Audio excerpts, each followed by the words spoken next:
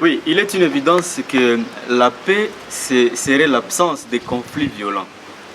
Et donc, il sous-entend que les conflits sont inévitables dans une société ou dans une communauté humaine. Et pour cette fin, j'estime qu'il est important que les acteurs politiques, tout comme de la société civile, puissent prévenir le mécanisme de prévention, parce que les conflits, nous devons savoir vivre avec, étant donné que nous ne pouvons pas les éradiquer. Alors, le problème qui ronge aujourd'hui nos pays, le Congo par exemple, la RDC, tout comme l'Afrique australe, à mon avis, j'estime que c'est des problèmes de bonne gouvernance.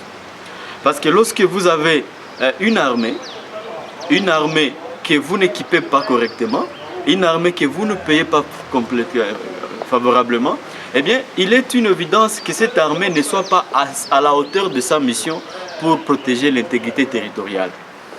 Je prends aussi l'exemple de l'éducation. Alors, le gouvernement d'aujourd'hui alloue une faible dotation au système éducatif. La conséquence, c'est que ceux qui n'ont pas accès à l'éducation, et même ceux qui ont accès à l'éducation, mais qui n'ont pas l'emploi. Alors, ceux qui n'ont pas étudié, et ceux-là qui ont étudié, mais qui n'ont pas eu du travail, seront la proie facile de mouvements rebelles.